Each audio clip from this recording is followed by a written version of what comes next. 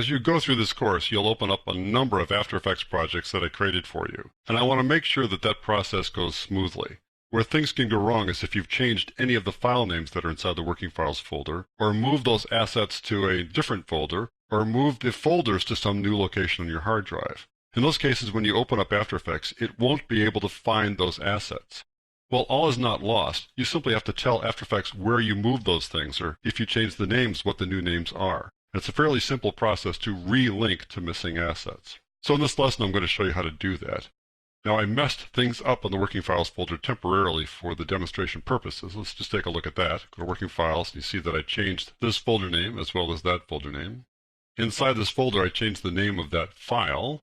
And back here, inside this folder, I changed the name of that folder name as well as this file name.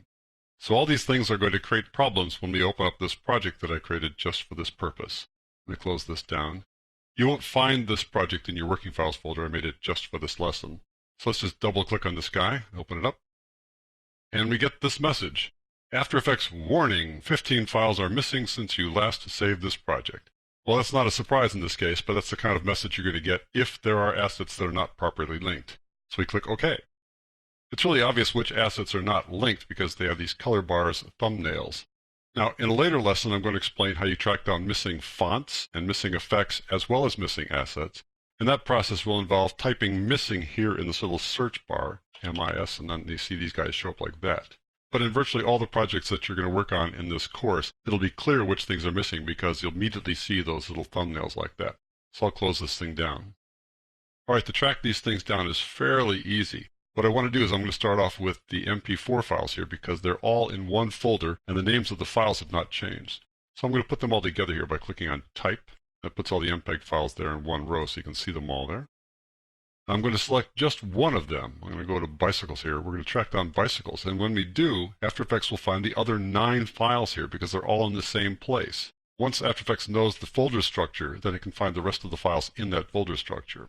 So to find a missing file, there are 2 ways to do it. One that's kind of long, you just right-click and go to Replace Footage and go to File. The easy way to do it is just double-click over here in the thumbnail. That opens up the Replace Footage File dialog box. And it specifically names the thing we're looking for there, Bicycles MP4. Well, I know where that is, so I need to tell After Effects where I put it. So I'm going to Working Files, and I'm going to go over here to this changed folder name. And there is that file. I can either click on it and click on Import, or just double-click on it. And when I double-click on it, it'll find the other 9 missing files. And I get this message, 9 previously missing items have been found. And in fact, 10 were found. You found 1, and After Effects found the other 9, right? So click OK.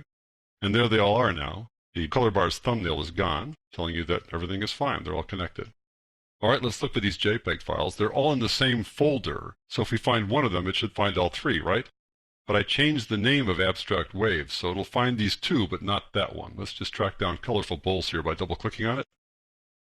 You need to go to that folder, so it's inside the Photo Spin Assets folder there, which I changed. Scrolling down here a little bit to the Colorful Bowls, there they are. I'm going to double-click on this, and it'll find flowers as well, but won't find Abstract Waves because it's a different named file. Double-click on that. It says it found 1 previously missing items. Oh, well, grammar is not perfect here. Click OK. So it found flowers, but didn't find Abstract Waves. So I double-click on that, and we open up to the same folder because that's where we last left off. And there it is. So I double-click on that. You'll notice that the new name shows up here, properly linked to that file.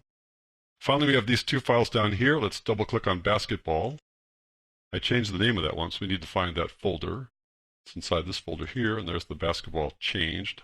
Now, if I double-click on this, it would normally find the file down here in the subfolder, but I changed the name of the subfolder, so it won't work in this case. So I'll double-click on Basketball, finds that. It doesn't find Sequence because it's deeper down inside that changed name folder. So go back and get that one. Go over here to Image Change Sequence. If I just double-click on this, it's going to open it as what's called a TIFF sequence, which in this case is fine. So we'll click Import like that, or double-click on Sequence like that. And there it is, coming in as what's called an image sequence, which is something I cover later in the course. So now we have relinked to all those missing assets. It was a little tedious in this case because I really made it difficult for After Effects. Now, if you have unlinked assets, the likely scenario for you won't be quite as complicated. You probably just moved one folder someplace. If you find that folder, After Effects should find all the rest of the assets.